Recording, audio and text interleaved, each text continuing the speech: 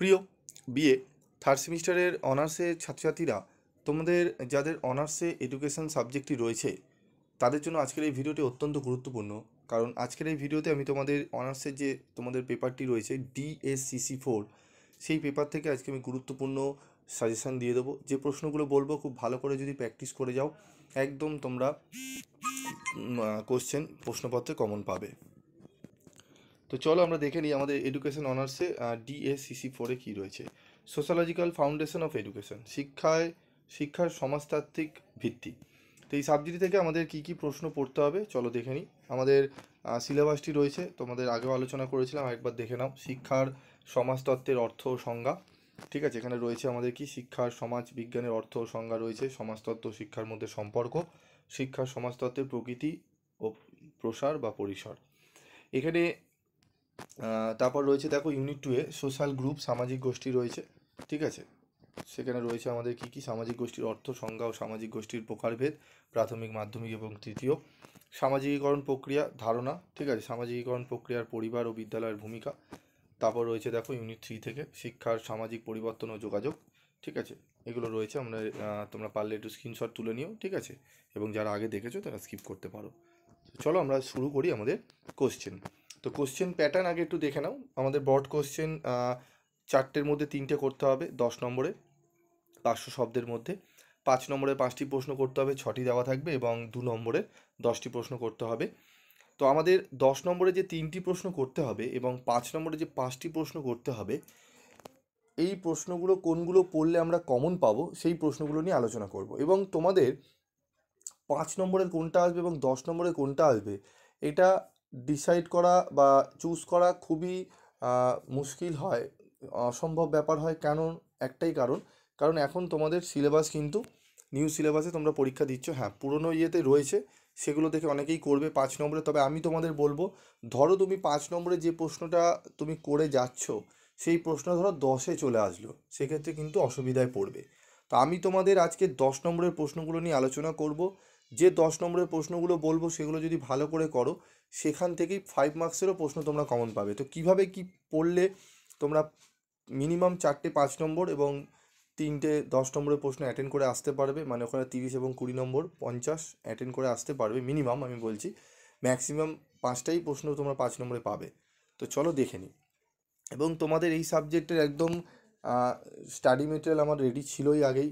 যারা অনেকেই নিয়েছো, সংগ্রহ করেছো, যারা এখনও পর্যন্ত নাওনি, স্টাডি মেটেরিয়াল সংগ্রহ করতে পারো, ঠিক আছে। তো দেখে নেব আমাদের গুরুত্বপূর্ণ 10 নম্বরের প্রশ্ন। প্রথম যে প্রশ্নটি ভালো করে পড়বে, আসার সম্ভাবনা প্রবল রয়েছে, সেটি হচ্ছে শিক্ষার সমাজতত্ত্ব বলতে কী বোঝো, ঠিক আছে। শিক্ষা ও সমাজতত্ত্বের মধ্যে সম্পর্ক আলোচনা, এটা বোকো হয়ে গেছে, বোঝো হবে, ঠিক আছে। তারপর দেখো রয়েছে শিক্ষার সমাজতত্ত্বের বৈশিষ্ট্য ও পরিধি আলোচনা করো, অথবা শিক্ষাশ্রয়ী সমাজতত্ত্ব কী, এর প্রকৃতি ও পরিধি আলোচনা করো। অত্যন্ত গুরুত্বপূর্ণ এই প্রশ্নটি, দুটো প্রশ্ন ভালো করে করলে এখান থেকেই তোমরা 10 মার্কসের একটা প্রশ্ন কমন পাবে।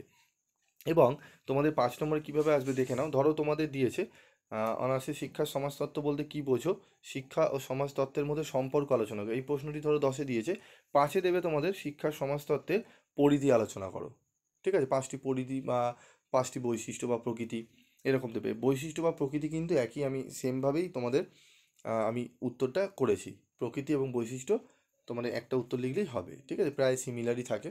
তো এইভাবে কিন্তু প্রশ্নগুলো আসবে। তাহলে এই দুটো প্রশ্ন যদি তোমরা পড়ো, এখান থেকে তোমরা 10 নম্বরে একটি প্রশ্ন কমন পাচ্ছ, 5 নম্বরে একটি প্রশ্ন কভার হয়ে যাচ্ছে। বোঝাতে পারলাম? আবার 2 নম্বরে দুটো প্রশ্ন কভার হয়ে যেতে পারে, ঠিক আছে। তো 1 আর 2 নম্বর প্রশ্ন তোমাদের জন্য ভিভিআই, মানে 5টা 6টা যটা স্টার পারো দিয়ে রাখো, এই দুটো প্রশ্ন তোমাদের পড়তেই হবে খুব ভালো করে। বোঝাতে পারলাম?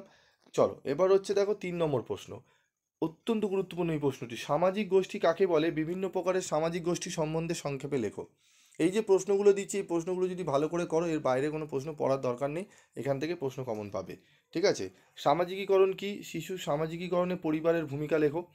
অত্যন্ত গুরুত্বপূর্ণ, ঠিক আছে, এই প্রশ্নটিও পড়বে। এখানে দেখো যদি তোমাদের 10-এ দিতে পারে, এরকম প্রশ্ন দিতে পারে যে 10-এ ধরো দিল প্রথম প্রশ্নটি, মানে তৃতীয় প্রশ্নটি দিল 10-এ, এবং 4 নম্বরের প্রশ্নটি 10-এ দিয়ে দিল, 3টে 10 নম্বর পরপর তোমরা পেয়ে গেলে, ঠিক আছে। এবার এই প্রশ্নটা আরেকভাবেও দিতে পারে যে সামাজিকীকরণ কি, শিশুর সামাজিকীকরণে পরিবারের এবং বিদ্যালয়ের ভূমিকা। মার্চ করেও দিতে পারে, 2 4 + 4, ঠিক আছে। আবার তোমাকে একবারও দিতে পারে, 2+8, ঠিক আছে? তাই বলবো প্রথম 5টা প্রশ্ন একদম গুরুত্ব সহকারে করে যাও। কোশ্চেন পেপার যখন পাবে তারপর এসে তুমি প্রি স্টাডি ক্লাসে সাজেশন এসে কমেন্ট করবে। তার আগে কিছু করার দরকার নেই, বলারও দরকার নেই। তখন তোমরা এসে খালি মিলিয়ে দেখো, তারপর বলো। এই 5টা প্রশ্ন, আগের প্রথম যে 5টা প্রশ্ন যেটা বললাম, এই 5টা প্রশ্ন তোমরা ভালো করে করো। 5 নম্বর প্রশ্ন কি রয়েছে? সামাজিকীকরণে শিক্ষা, ঠিক আছে, বা বিদ্যালয়ের ভূমিকা আলোচনা করো। বিদ্যালয়ের ভূমিকা এবং পরিবারের ভূমিকা, এই প্রশ্নটা ভালো করে পড়বে। সামাজিক গোষ্ঠী কাকে বলে, এর প্রকারভেদ, এই প্রশ্নটি খুব ভালো করে পড়বে, ঠিক আছে? তারপর চলো আমরা দেখে নেব 6 নম্বর প্রশ্ন, শিক্ষাক্ষেত্রে প্রাথমিক গোষ্ঠীর ভূমিকা আলোচনা করো। সামাজিক বিচলনের অর্থ লেখো। সামাজিক বিচলনের ক্ষেত্রে শিক্ষার ভূমিকা আলোচনা করো। প্রত্যেকটা প্রশ্ন অত্যন্ত গুরুত্বপূর্ণ। অনার্সের জন্য আমি খুব বাছাই করে তোমাদের প্রশ্ন আমি নির্বাচন করেছি, যেই প্রশ্নগুলো পড়লে 100% তোমরা কমন পাবে, ঠিক আছে? 8 নম্বর প্রশ্ন দেখো, সামাজিক পরিবর্তনের ধারণা ব্যাখ্যা করো। শিক্ষা ও সামাজিক পরিবর্তনের মধ্যে পারস্পরিক সম্পর্ক আলোচনা করো। তারপর দেখো রয়েছে সামাজিক যোগাযোগে অপ্রথাগত সংস্থার ভূমিকা আলোচনা করো, ঠিক আছে? এই যে প্রথম যে 9টি প্রশ্ন, এই টোটাল 9টি প্রশ্ন যদি ভালো করে নাও, একদম 100% তোমরা 3টে 10 নম্বর এবং 4টে 5 নম্বর অনার্সে কমন পেয়ে যাবে। কি বললাম, এই 9টা প্রশ্ন খুব ভালো করে করো। এবং যেহেতু অনার্স, তোমরা মনে করবে না স্যার এই 9টা প্রশ্ন তো পড়বই, আমাদের মোটামুটি রেডি হয়ে গেছে, আরও যদি কিছু প্রশ্ন থাকে আমরা করতে রাজি আছি। তাদের জন্য আমি আরও প্রশ্ন রেখেছি, আরেকটা জাস্ট অথবা দিয়ে রেখেছি।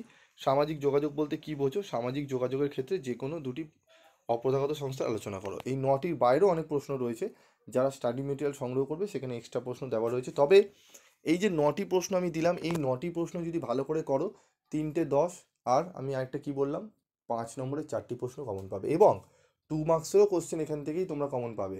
তবুও আমি আলাদা করে তোমাদের 2 মার্কসের কোশ্চেন এবং অ্যান্সার নিয়ে আলোচনা করব। যারা পেতে চাও যে হ্যাঁ স্যার আমরা 2 মার্কসের কোশ্চেন এবং অ্যান্সারের ক্লাস চাই, আমি অবশ্যই তোমাদের দিয়ে দেবো। এবং নোটসও আমি 2 মার্কসের যে কোশ্চেন অ্যান্সার হবে সেটা আমি ফ্রি অফ কস্টে তোমাদের দিয়ে দেবো। তার জন্য তোমাদের কী করতে হবে, তোমাদের কমেন্ট বক্সে লিখতে হবে হ্যাঁ স্যার আমাদের 2 নম্বরের কোশ্চেন অ্যান্সারের পিডিএফ চাই, এই লেখাটা তোমাদের লিখতে হবে, ঠিক আছে? তো আজকের মতো ভিডিওটি শেষ করছি, দেখা হচ্ছে পরবর্তী ভিডিওতে। সকলে ভালো থেকো, সুস্থ থেকো।